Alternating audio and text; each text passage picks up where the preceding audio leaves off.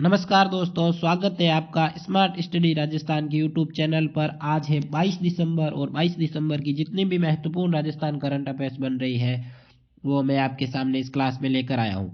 आपको daily Rajasthan current affairs की class मिल जाती है और इस क्लास की पीडीएफ में स्मार्ट स्टडी राजस्थान के टेलीग्राम चैनल पर डालता हूँ।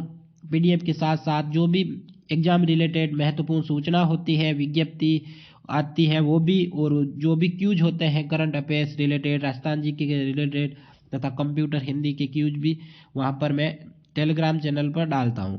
तो आप टेलीग्राम चैनल को अवश्य ज्वाइन करें। और टेलीग्राम चैनल को ज्वाइन करने के लिए इस क्लास की डिस्क्रिप्शन बॉक्स में जो लिंक डाल रखी है टेलीग्राम चैनल की, वो उस लिंक पर क्लिक करके आप ज्वाइन कर लें। तो शुरुआत करते हैं आज की महत्वपूर्ण करंट अफेयर्स की क्लास की पहले महत्वपूर्ण सवाल के साथ। पहला क्वेश्चन है, राज्य सरकार में गोबर्धन योजना को सफल संचालन हेतु किसके मध्य आपसी समन्वय स्थापित हुआ? गोबर्धन योजना किसकी है? केंद्र सरकार की है। अब इस केंद्र सरकार की योजना गोबर्धन क्या है? मतलब किसानों से गोबर तथा जो खेतों के अपशिष्ट है ना उसको खरीदना तथा उसको अपशिष्ट को खरीद कर बायोगैस प्लांट स्थापित करना, यह है अपने गोबर्धन योजना। अब इस गोबर्धन योजना को सफल क्रियान्वयन के लिए किन के मध्य समन्वय स्थापित हुआ, मतलब किस किस के सहयोग से राजस्थान में गोबर्धन योजना संचालित होगी? ऑप्शन ए है स्वच्छ भारत मिशन, वो भी कौन सा? ग्रामीण। और दूसरा मनरेगा, तीसरा राजीविका, और चौथा ऑप्शन तीनों। तो ऑप्शन तीनों के द्वारा इसमें क्या होगा? संचालन होगा गोबर्धन योजना का।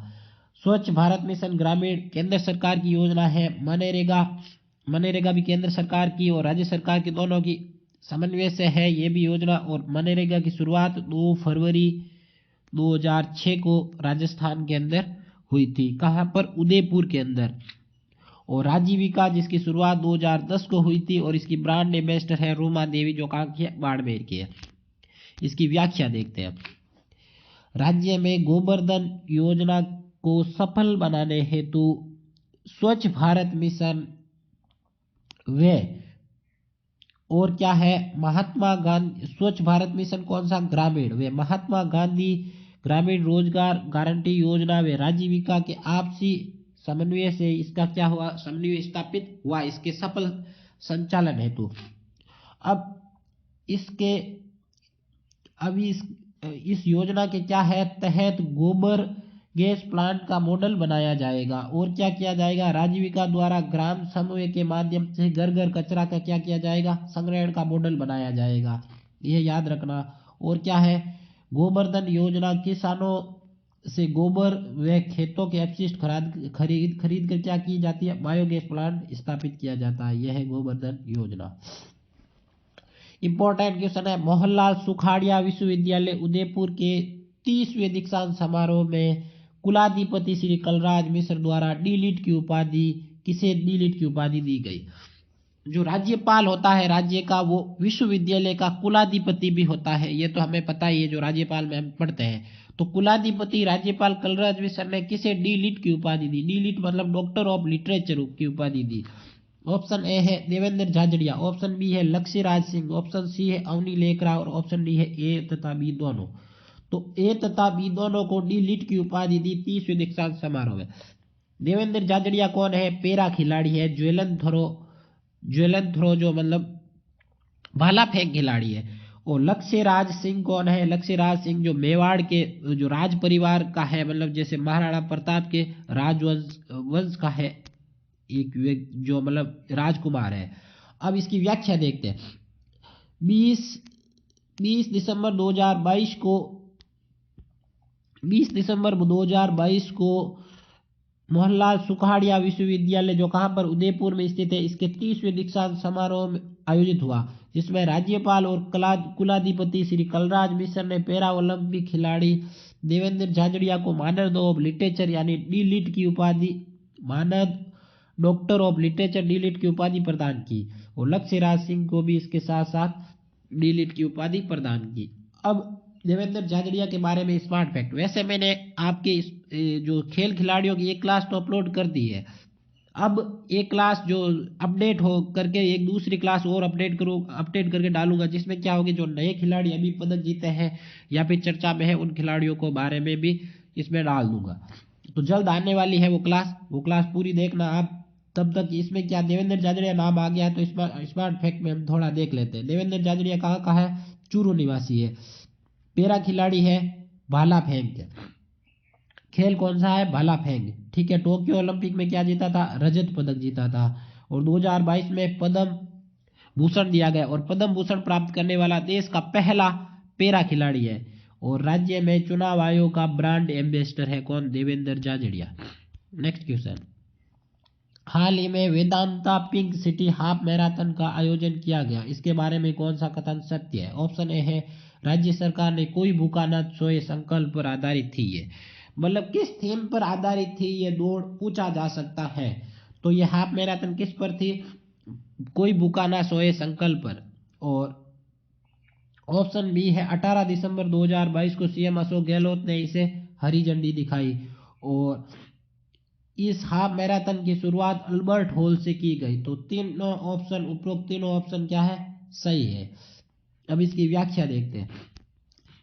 Vedanta pink city half marathon राज्य सरकार के कोई भूखा ना सोए संकल्प को साकार करते हुए 18 दिसंबर 2022 को Vedanta pink city half marathon का आयोजन किया गया। इस हाफ मैराथन में सीएम अशोक गहलोत ने अल्बर्ट हॉल से इसे क्या दी, हरी झंडी दिखाई। रन फॉर हंगर थीम पर 3 कैटेगरी, जो जिसमें 21 किलोमीटर, 10 किलोमीटर व 5 किलोमीटर की दौड़ शामिल थी। धावकों ने कोई भूखा ना सोए वे निरोगी राजस्थान का संदेश दिया इसमें। नेक्स्ट क्वेश्चन, पुलिस आधुनिकीकरण के लिए किसकी अध्यक्षता में एक स्थायी उच्च स्तरीय समिति का गठन किया गया। वेरी इंपॉर्टेंट क्वेश्चन है ये। पुलिस आधुनिकीकरण एक केंद्र सरकार की एक योजना है, जिसके तहत क्या किया जाएगा, पुलिस को आधुनिकीकरण किया जाएगा। पुलिस का जैसे हर राज्य की जो पुलिस है उसके लिए आधुनिकीकरण किया जाएगा, इसके लिए केंद्र सरकार ने बजट भी जारी कर दिया गया है। अब इसको प्रभावी क्रियान्वयन के लिए एक समिति का, किसकी अध्यक्षता में समिति का गठन किया, यह है। तो ऑप्शन ए है, मुख्य सचिव होंगे इसके अध्यक्ष। ऑप्शन बी है, क्या वह अतिरिक्त मुख्य सचिव होंगे। ऑप्शन सी है, क्या वह प्रमुख गृह सचिव होंगे। या फिर ऑप्शन डी है, डी अथवा सी, मतलब दोनों में से कोई एक। तो इसका ऑप्शन डी सही होगा, यानी अतिरिक्त मुख्य सचिव, या तो अतिरिक्त मुख्य सचिव होंगे या फिर अतिरिक्त मुख्य सचिव नहीं होंगे तो प्रमुख गृह सचिव होंगे। अतिरिक्त मुख्य सचिव कौन है, सुबोध अग्रवाल है, ध्यान रखना। पुलिस आधुनिकीकरण के लिए उच्च स्तरीय समिति का गठन 21 दिसंबर 2022 को किया गया। और पुलिस आधुनिकीकरण योजना के क्रियान्वयन एवं प्रगति की समीक्षा के लिए अतिरिक्त मुख्य सचिव अथवा प्रमुख गृह सचिव की अध्यक्षता में उच्च स्तरीय समिति का गठन किया गया।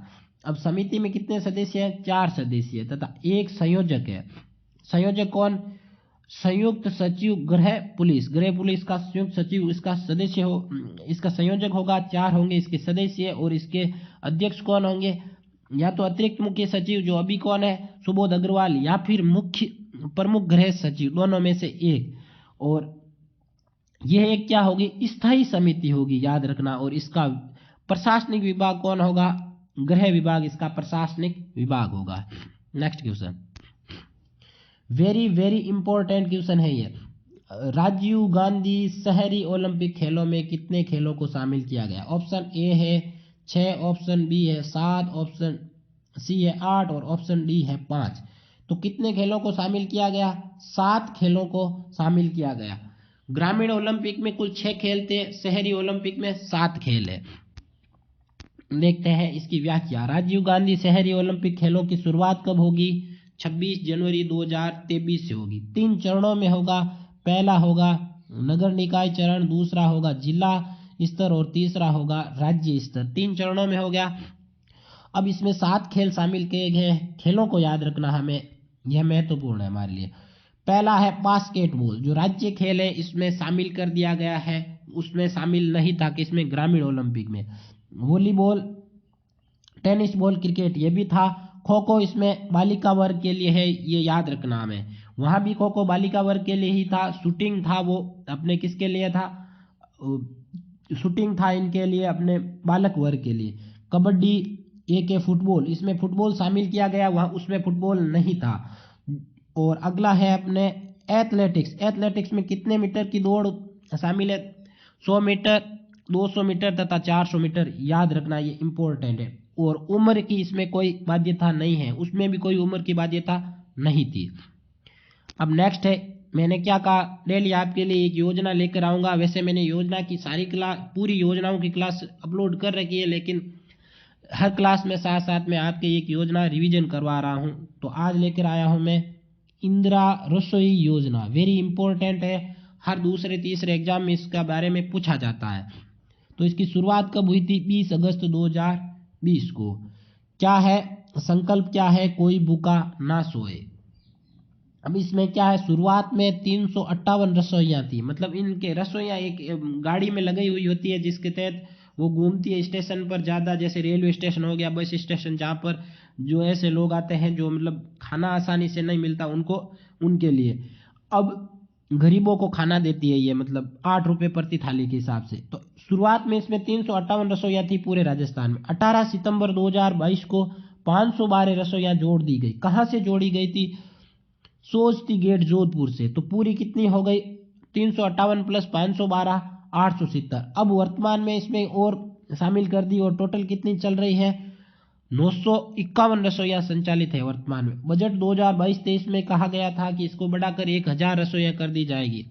49 ही कम पड़ रही है, कर देंगे थोड़े दिन बाद। अब प्रति थाली इसमें अनुदान कितना दिया जा रहा है? पहले 12 रुपये था, अब कितना हो गया? 17 रुपये, और 8 रुपये प्रति थाली खाना दिया जा रहा है। अब इसमें लागत पूछा जा सकता, क्योंकि कल पेपर हुआ था किसका? सेकंड ग्रेड के पेपर के अंदर पूछ लिया गया था इंदिरा शहरी रोजगार गारंटी योजना के बारे में, मतलब कितनी लागत है। वो इंदिरा शहरी रोजगार गारंटी योजना मैंने पूरी अच्छी तरीके से करवा दी गई है। 800 करोड़ था, तो इसमें लागत कितनी है प्रतिवर्ष? 250 करोड़ रुपए। पहले 200 थी, अब 250 हो गई है। और 14 करोड़ पौष्टिक थालियां परोसने का है लक्ष्य, और वर्तमान में 8 करोड़ परोसी जा रही हैं। तो आज की क्लास में इतना ही है दोस्तों। क्लास को लाइक करना, शेयर करना, चैनल को सब्सक्राइब करना। टेलीग्राम चैनल पर आपको पीडीएफ मिल जाएगी। जय हिंद दोस्तों, धन्यवाद।